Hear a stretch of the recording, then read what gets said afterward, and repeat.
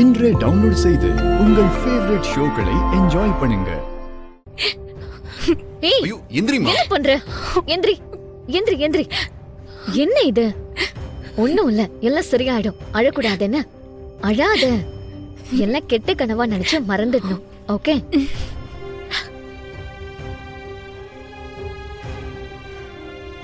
அக்கா, உங்களுக்கு எப்படி நன்றி சொல்றதுன்னே தெரியலக்கா. வாழ்க்கையே போச்சு. இனிமே அவ்வளவுதானே நினைச்சிட்டு இருந்தோம். உடம்புல உயிர் இருந்தாலும் செத்த போன மாதிரி தான் இருந்தோம். சரியான நேரத்துல வந்து உங்க உயிரை பணையம் வச்சு எங்க உயிரை காப்பாத்திட்டீங்க.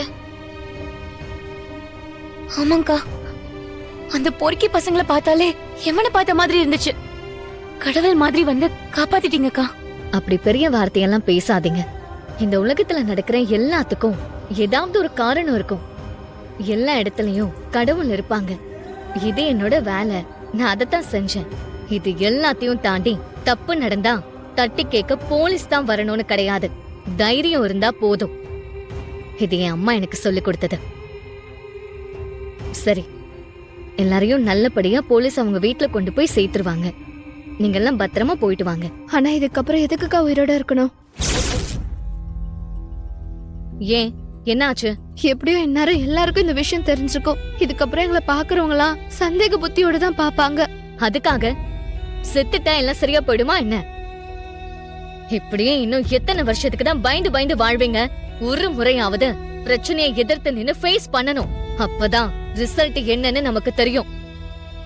அது மட்டும் கிடையாது, இந்த மாதிரி நம்ம பயப்படுறதுனாலதான் அதையே காரணமா வச்சு இந்த மாதிரி ஆளுங்கெல்லாம் திரும்ப திரும்ப தப்பு பண்ணிட்டு இருக்காங்க.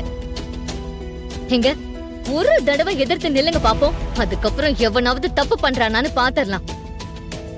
அவங்க அத சொல்லுவாங்க, அவங்க இத பேசுவாங்கன்னு மத்தவங்க வாழ்க்கைய வாழ்றதுக்கு நாம ஒண்ணு இங்க பிறக்கல. நாம இங்க நமக்காக வாழ்றதுக்கு தான் பிறந்திருக்கோம். இங்க பாருங்க, இவங்க சொல்றது சரிதான்.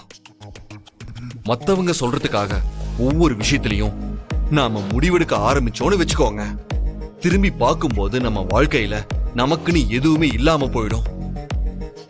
சோ உங்க வாழ்க்கைய நீங்க உங்களுக்காக வாழுங்க. அக்கா, இப்ப சொல்றேன்க்கா, இனிமேல் நாங்க எதுக்கும் பயப்பட மாட்டோம். மத்தவங்களுக்காக வாழ மாட்டோம். எதுவா இருந்தாலும் தைரியமா ஃபேஸ் பண்ணுவோம். ஆமாக்கா, தைரியமா ஃபேஸ் பண்ணுவோம்க்கா. சரி, இதே தைரியத்தோட எல்லாரும் வீட்டுக்கு போங்க. சரிங்கக்கா. சரிக்கா. ஒரு நிமிஷம். நீங்க எல்லாரும் எனக்கு ஒரு சத்தியம் பண்ணணும். சத்தியமா? எதுக்கு? நாங்க தான் உங்களை காப்பாத்தணும்னு நீங்க யார்கிட்டயும் சொல்லக்கூடாது. அக்கா, நீங்க காப்பாத்தி கொடுத்த இந்த உயிர் மேல சத்தியமா நீங்க தான் காப்பாத்தினதா யார்கிட்டயும் சொல்ல மாட்டோம்.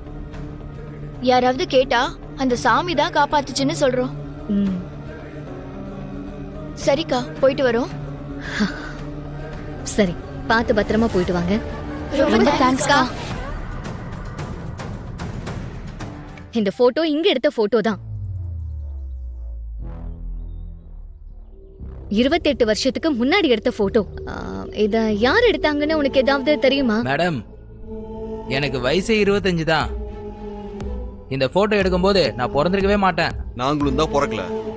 அது என்ன பண்ண முடியும்? என்ன சார் இப்படிலாம் பேசுறீங்க? பின்ன என்னடா, நீ ஒரு போட்டோகிராஃபர் தானே. இங்க இதுக்கு முன்னாடி இருந்த போட்டோகிராஃபரை பத்திலாம் உனக்கு தெரிஞ்சிருக்கணும்ல. சார், தேவைக்கு அதிகமா எதுவுமே தெரிஞ்சுக்க கூடாதுன்னு எங்க வாத்தியார் சொல்லி கொடுத்திருக்காரு சார். ஹேய், உனக்கு தெரியுமா தெரியாதா? எனக்கு தெரியாது மேடம். வேணும்னா அதை தர்பூசணிக்காரர்கிட்ட போய் கேளுங்க மேடம்.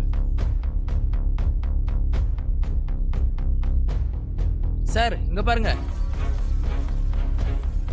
என்ன மேடம்? 28 வருஷத்துக்கு முன்னாடி இங்க போட்டோகிராஃபர் யாரையாச்சும் தெரியுமா உங்களுக்கு? கொஞ்சம் யோசிச்சு சொல்லுங்க. அது 28 வருஷத்துக்கு முன்னாடினா ஒரு 3 பேர் இங்க இருந்தாங்க. அதுல ஒருத்தர் பேரு பரமசிவம்.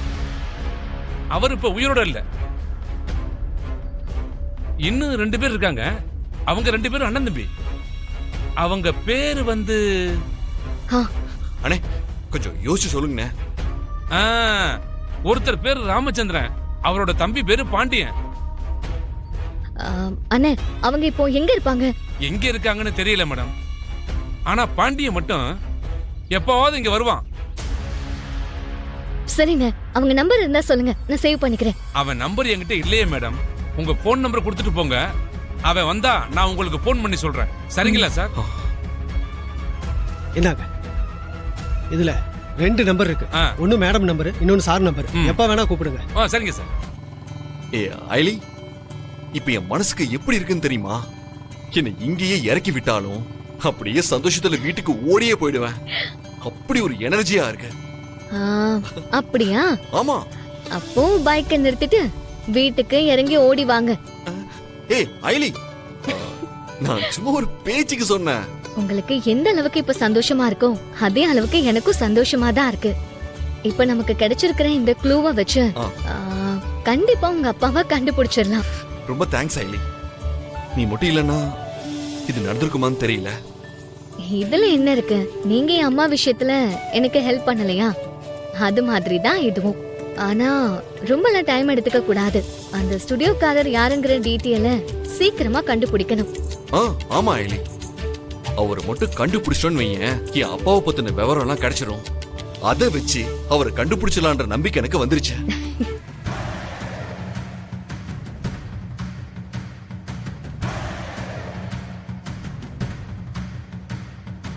ஏய் நில்லடி, எங்கடி உள்ள போற? போடி வெளியே. ஏய் இப்படி எங்களை அசிங்கப்படுத்தி பார்க்கதா இத்தனை நாளா ஒண்ணும் தெரியாத குழந்தை மாதிரி நடிச்சிட்டு இருந்தியா? இல்ல சித்தி, அது வந்து பண்றது எல்லாத்தையும் பண்ணிட்டு இப்படி அப்பாவி மாதிரி மூஞ்சி வச்சுக்கிட்டு இருந்தா நாங்க உன்னை நம்பிடுவோமா? அவ பதில் சொல்ல மாட்டாத்த. ஏன்னா அவ எதுக்காக போனான்னு எனக்கு நல்லா தெரியும். அவளுக்கு என் கல்யாணம் நல்லபடியா நடக்க கூடாது. அதான் சரியான நேரம் பார்த்து இப்படி காலை வாரி விட்டுருக்கா.